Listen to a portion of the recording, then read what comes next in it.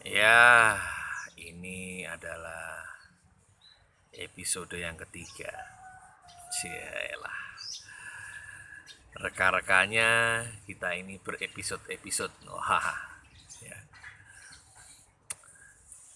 Padahal ini hanya sebuah catatan saja, ya.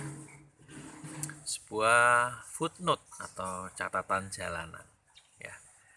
Sebelumnya kita putar lagi yuk, biar gak monoton. Asik. Yuhui. Asik. Kita putar-putar dulu. Wah, banyak ya rumah-rumah bagus di sini. Yes, kita kembali ke spot awal kita, ya.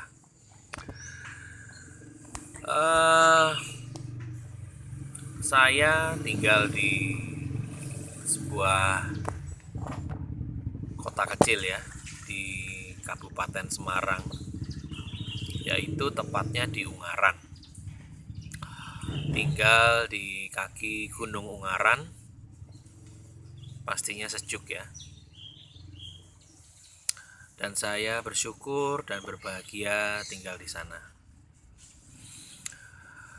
Karena apa-apa murah. Ya, apalagi untuk seniman seperti saya ini yang sekarang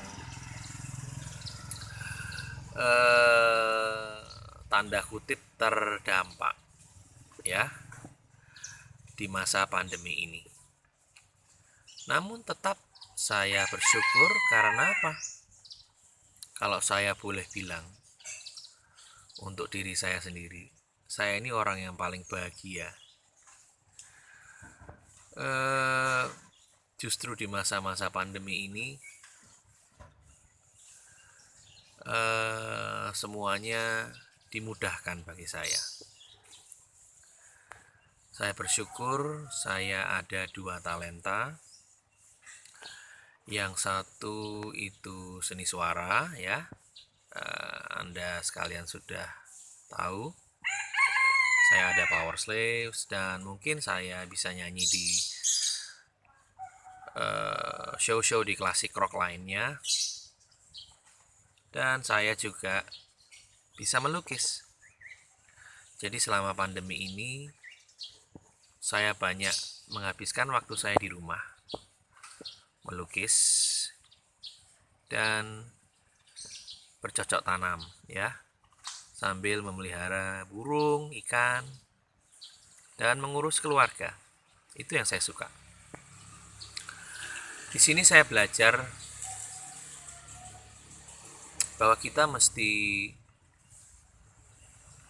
simple dalam berpikir ya.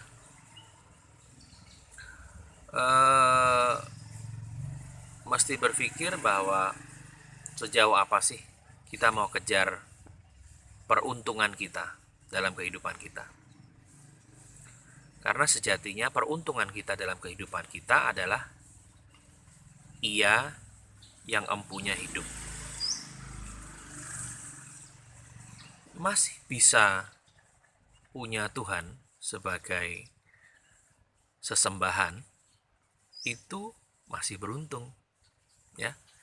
Karena Dia pasti akan bela kita dalam segala keadaan. Makanya saya tadi bilang, saya ini orang paling bahagia saat ini mungkin ya, sebagai seorang seniman. Gimana nggak bahagia? Tinggal di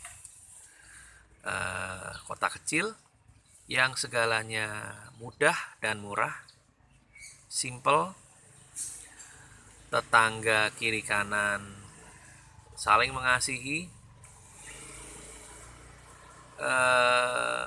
menerima keragaman budaya, bahasa, dan agama. Kemudian mayoritas semuanya murah. Saya juga bercocok tanam seperti yang sudah saya sampaikan tadi. Jadi kalau saya mau apa-apa, misalnya kurang-kurang lagi pas nggak ada yang dilukis, masih bisa petik ya, makan dengan sederhana bersama anak dan istri. anak sekolahnya juga relatif sangat murah ya. Saya mengucap syukur karena Tuhan sudah mudahkan jalan saya. Walaupun secara kesenimanan pastilah seniman itu butuh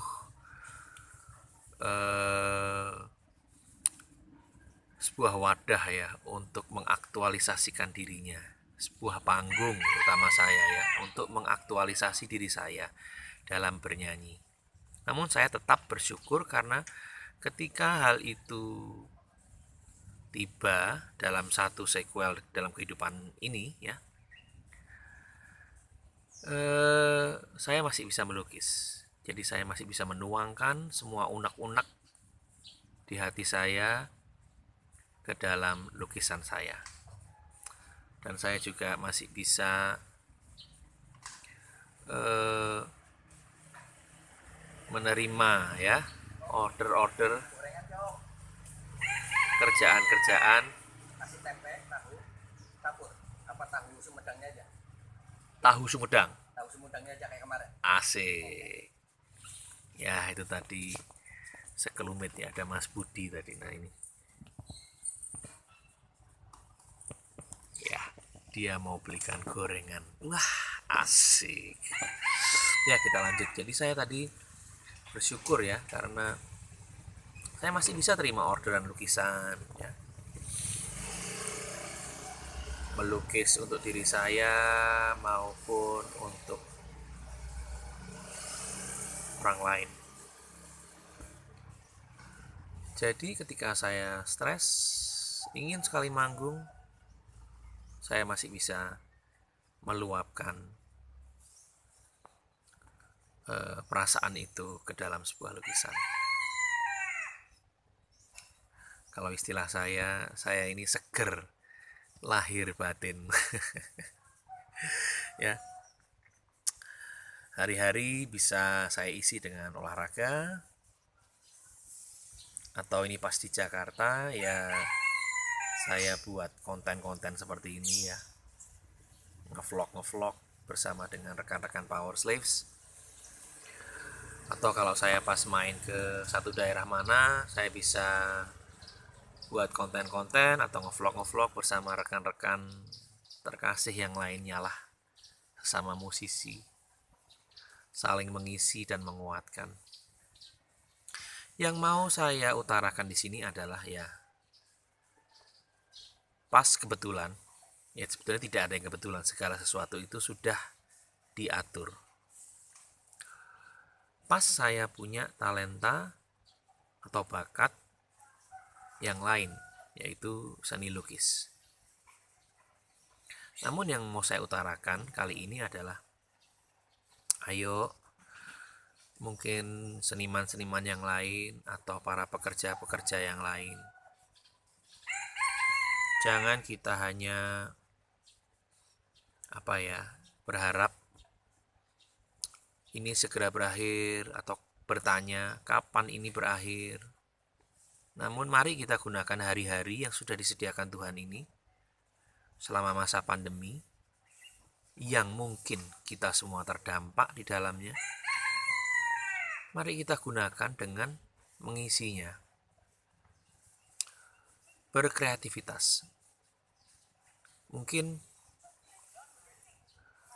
bagi saya seorang seniman, kalau saya pas nggak bisa melukis, ya mungkin kita bisa menjual sesuatu, makanan, apapun lah yang berhubungan dengan kreativitas kita,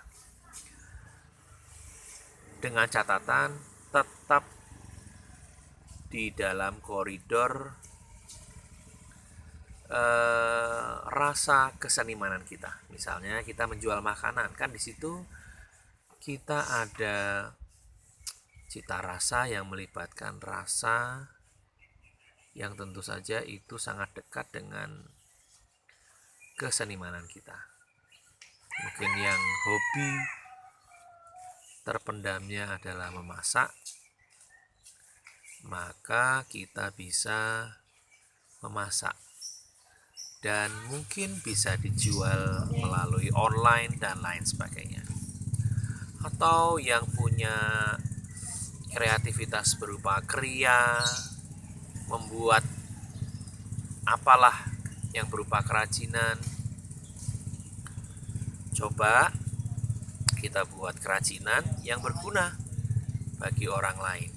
Misalnya membuat tempat sampah atau apalah yang berguna untuk orang lain, ya.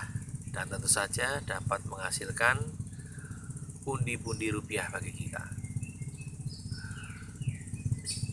Itu yang selama ini saya lakukan dan sangat dapat mensiasati kehidupan saya, dan saya bersyukur, berterima kasih kepada Tuhan yang sudah memberikan saya kreativitas, dan juga berterima kasih kepada rekan-rekan semua yang telah mensupport saya, membantu saya selama masa pandemi ini, sehingga saya bisa melanjutkan kehidupan ini, menafkahi anak istri saya, dan terus berkarya bersama dengan Power Slaves. Ya, kita mau berhenti sebentar, kita mau jeda lagi ya. Saya mau refresh, saya mau mikir apa yang mesti saya sampaikan lagi. Oke, tetap ikutin catatan harian seorang rocker selama masa pandemi.